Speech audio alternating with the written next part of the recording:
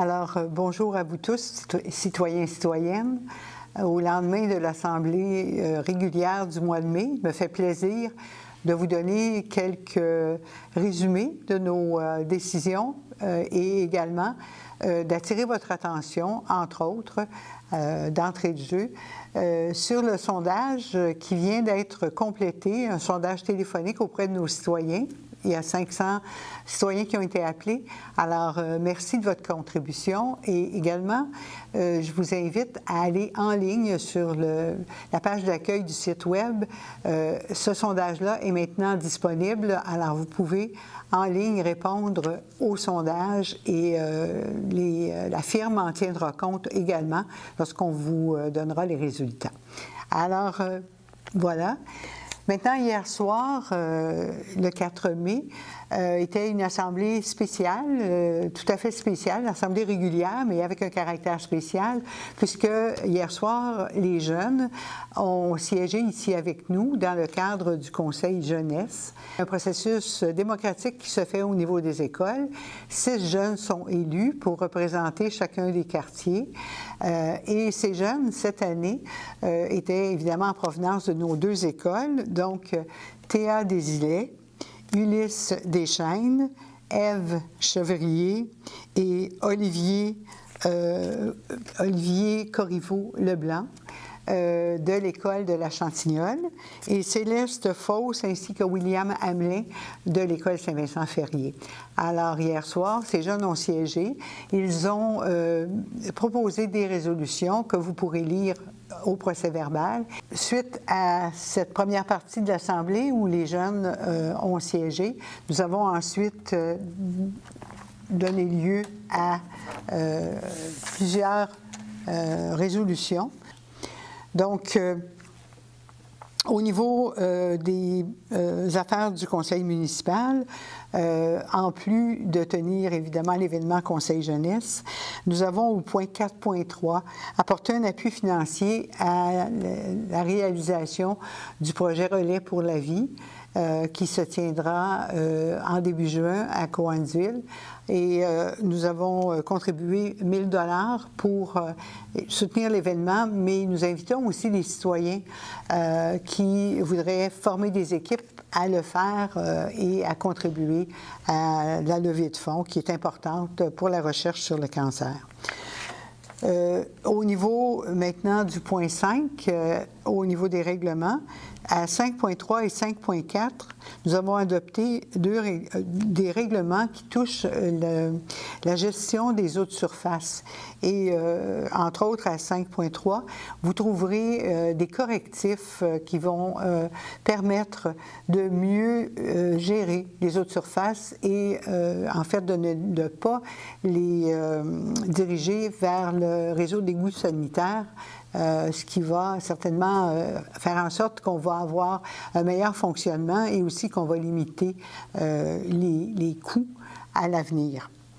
On a ensuite, au niveau des finances et de la trésorerie, au point 6.6.1, c'était hier soir le dépôt du rapport financier 2014.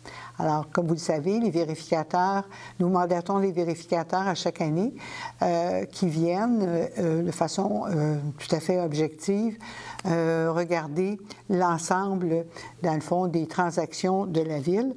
Le vérificateur, M. Domingue de la firme Deloitte, a déposé son rapport avec aucune restriction et également le rapport financier 2014 fait état d'un surplus de 1,8 million qui est en grande partie dû à une gestion serrée de nos dépenses en 2014. Ensuite, au niveau des travaux publics, pour le point 6.2, 6.2.3, un contrat que nous avons octroyé pour la fourniture de 2 ozoneurs à la centrale de traitement des eaux.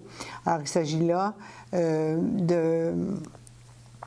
d'entretien très important pour continuer de nous assurer que l'usine continue d'offrir une eau potable de grande qualité à nos citoyens.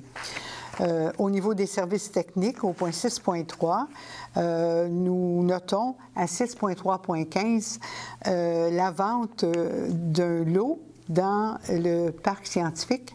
Ce lot appartient à la Ville de Bromont et est acquis par Hydro-Québec pour y installer un nouveau poste qui va permettre éventuellement là, meilleure qualité pour nos grandes entreprises, mais également qui va permettre éventuellement là, d'enlever le poste qu'on retrouve actuellement sur la rive Gaspé, ici même à Bromont. Nous allons ensuite à 6.4 au niveau des loisirs, culture, vie communautaire. À 6.4.15, il s'agit de l'adjudication d'un contrat pour la conception, plan de vie et construction d'un skatepark. Alors, les jeunes du Conseil jeunesse, il y a 2 ans, avaient formulé une demande pour qu'on dote la Ville de cette infrastructure. Et hier soir, en présence de nos jeunes du Conseil 2015, nous avons adjugé ce contrat à une firme de la région de Québec pour 85 000 $ avec les taxes en su. Ensuite, au niveau de l'urbanisme, au point 6.7, on a à 6.7.13 une résolution générale de principe autorisant le projet Natura qui est situé sur le boulevard Pierre-Laporte face à l'usine GE. Alors, autorisant en principe le promoteur à aller de l'avant avec le projet qui doit cependant être soumis à la Ville pour faire l'objet d'un protocole d'entente. Au point 6.8, au niveau de la direction générale, à 6.8.1, il s'agit ici de l'offre de règlement à l'amiable et d'un désistement. C'est dans le dossier qui concerne l'affaissement du chemin Gaspé, il y a de ça quelques années. Donc, la Ville poursuivait les consultants SM. Nous avons convenu avec SM de régler à l'amiable. Donc, la firme SM versera 100 000 $ à la Ville de Bromont. Et également, la poursuite impliquait M. Nicolas Rousseau. Donc, nous désistons de cette poursuite également par rapport à M. Rousseau. Ensuite, à 6.9 aux ressources humaines, à 6.9.2, vous allez retrouver là l'embauche à la direction du service loisirs, culture, vie communautaire. Alors, il s'agit de Mme Isabelle Valois, qui entrera en poste à la mi-mai. Et enfin, au point 7, à 7.1, nous avons reçu et déposé la lettre de démission de Mme Annie Perrault, conseillère du district 6 à Adamsville. Mme Perrault quitte pour des raisons familiales et professionnelles.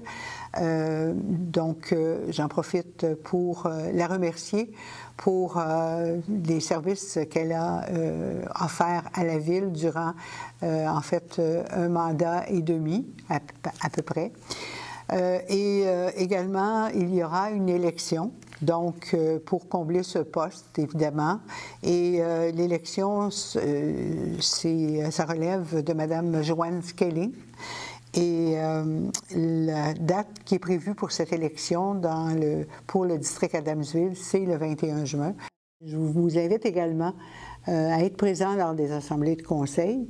La prochaine assemblée se tiendra au centre communautaire Lucien Parent, dans le district Adamsville. Cette assemblée aura lieu le 1er juin prochain à 20h. Alors, en espérant pouvoir vous saluer à ce moment-là. Et d'ici là, je vous offre mes salutations. Merci beaucoup et à bientôt.